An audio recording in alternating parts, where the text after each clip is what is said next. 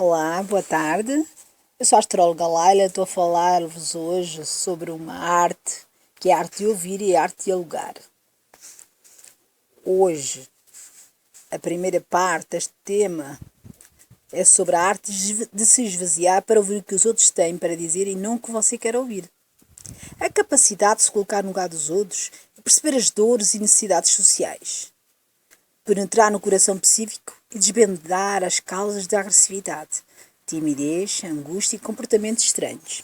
Interpretar o que as palavras não disserem e o que as imagens não revelaram. Ter sensibilidade para respeitar as lágrimas visíveis e perceber aquelas que nunca foram choradas. A arte de dialogar é a arte de falar de si mesmo, trocar experiências de vida, revelar os segredos do coração, ser transparente, não simular os sentimentos e as intenções. Não ter vergonha das suas falhas, nem do medo dos seus fracassos. Respeitar os limites e os conflitos dos outros, não dar respostas superficiais. O diálogo interpessoal que cruza os mundos psíquicos implode a solidão. A arte de ouvir e de dialogar são duas das mais nobres funções da inteligência. Elas são cultivadas no terreno da confiança, da empatia e da liberdade. Onde há falta de confiança, exigências excessivas e controle social, essas duas preciosas artes de inteligência não sobrevivem. As duas artes complementam-se. Uma depende da outra. Quem não aprender a ouvir, nunca saberá dialogar. Quem não aprender a falar de si mesmo, nunca será um bom ouvinte. Vamos falar agora sobre a relação conjugal, sobre os namorados, sobre as uniões, sobre as pessoas que vivem juntos, sobre essa situação. Uma grande parte dos casais acha-se numa grande crise afetiva porque não aprende a arte de ouvir e dialogar. Os dois sabem conversar, mas não sabem falar de si. Conversam sobre política, dinheiro, teatro, mas emudecem sobre as suas histórias de vida. Sabem ouvir sons, mas não a voz da emoção. Têm ousadia para se zangarem, mas têm medo de falar dos seus próprios sentimentos. Ficam anos juntos, mas não se tornam amigos. A personalidade é uma grande casa. A maioria dos maridos e esposas conhece no máximo a sala de visitas um dos outros. Conhecem os defeitos de cada um, mas não as áreas mais íntimas do seu ser. Discutem problemas, mas não se tornam cúmplices da mesma aventura que é na vida. Não revelam as suas mágoas, não falam dos seus conflitos, não apontam as dificuldades que têm no caminho. Se você quer cultivar o amor, o melhor caminho não é dar presentes caros, mas dar uma joia que não tem preço. O seu próprio ser.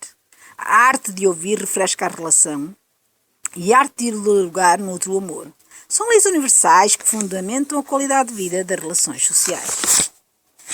Quem deseja cultivar o amor precisa de ter a coragem para fazer pelo menos 4 importantes perguntas durante toda a sua vida à pessoa que ama. E são as seguintes. Quando é que eu te decepcionei? Que comportamentos meus te aborrecem? O que devo de fazer para te tornar mais feliz? Como ser um amigo melhor? Você tem feito com frequência essas perguntas? Muitos nunca as fizeram. E repararam as rachas das paredes, mas não as fendas no relacionamento. Estancam a água da torreira que vaza, mas não o vazamento da amizade e da afetividade. Belos casais com belos começos têm tristes finais, porque não treinam ser amigos. Não treinam trocar experiências. São ótimos a defender os seus pontos de vista, mas raramente reconhecem os erros. Quem não erra? Quem não tem atitudes estúpidas? Ganham batalhas, mas perdem o amor. Como é que não sabem falar de si mesmo? Porque têm medo de ser criticados, incompreendidos, ridicularizados. Têm medo da guerra emocional que se instala quando se fala dos segredos do coração? Quando se fala sobre os reais sentimentos? Para dialogar é necessário não ter vergonha de reconhecer as próprias falhas, nem vergonha de si mesmo. Para ouvir é necessário não ter medo que o outro vai dizer. É preciso cumplicidade. Uma das coisas mais relaxantes de uma relação é ter a convicção que não somos perfeitos. É saber que precisamos um do outro. Brinquem mais um com o outro, sonhem juntos. Protestem juntos, agradeçam cada pequeno gesto que o seu marido ou esposa fizer, tragam flores sem razão nenhuma, façam um jantar diferente, tenham comportamentos inesperados, libertem a criatividade, saiam da rotina.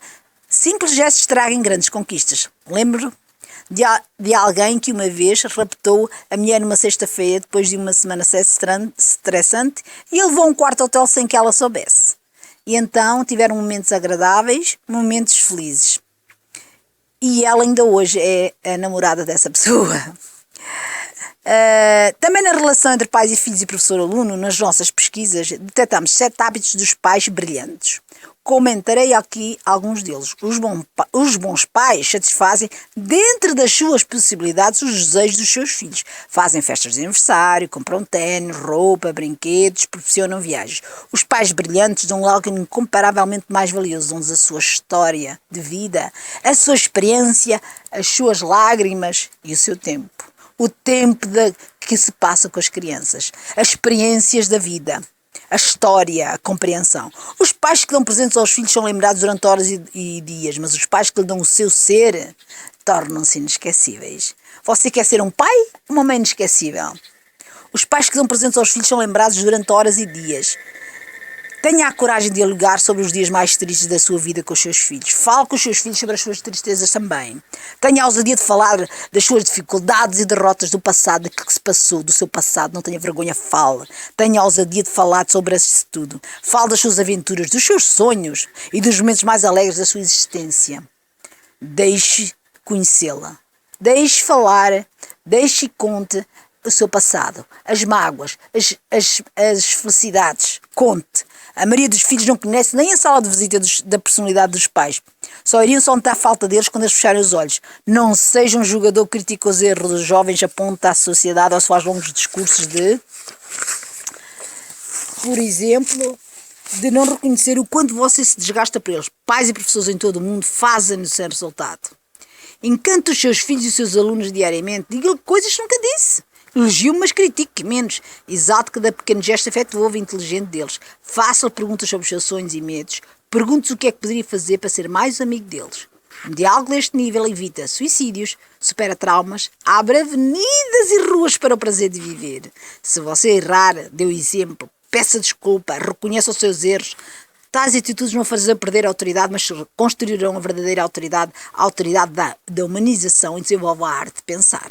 Tenha a consciência de que educar é como penetrar num mundo do outro. Os princípios sobre os quais descobri podem ser aplicados nas relações profissionais e transformá-la numa excelente primavera. A floresça da primavera. As flores a florescer de cada dia. Um verdadeiro líder é aquele que forma outros líderes, que exalta aqueles que lidera, que explora o potencial deles. Muitos pais trabalham para dar ao mundo aos filhos, mas esquecem-lhes de abrir o livro da vida. Têm que se abrir o livro da vida. Muitos professores dão milhões de informações lógicas aos seus alunos, mas nunca lhes contar os capítulos da história. Quanto mais inferior é a vida de uma espécie, menos dependente é dos seus progenitores.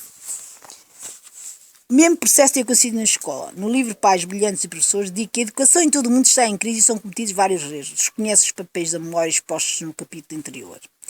Por isso, não são desenvolvidas ferramentas adequadas para formar pensadores. Para formar crianças que pensam, agem e de criatividade e conseguem fazer um depósito de informações de memória, de boas memórias para o seu futuro. Isso acontece muito hoje em dia. Também conheço muitas pessoas que não têm amigos a quem podem revelar os seus sofrimentos. Podem estar Alguns estão estressados, sofrem síndrome do pânico, choram nos cantos dos templos, mas calam-se. Têm medo de não serem compreendidos. A compreensão como a melhor maneira de construir excelentes amigos e amizades. Nunca critique alguém antes de o valorizar. Não poucas vezes errei para apontar primeiro o erro dos outros, inclusive das pessoas que me são mais queridas. Felizmente aprendi que primeiro devemos elogiar, conquistar o território da emoção, para depois conquistar os terrenos da razão. Recorte desta pérola. Uma pessoa inteligente aprende com os seus erros. Uma pessoa sábia aprende com os erros dos outros. Transforma a relação com as pessoas que ama numa grande aventura. E que assim seja. Astróloga Laila, boa tarde.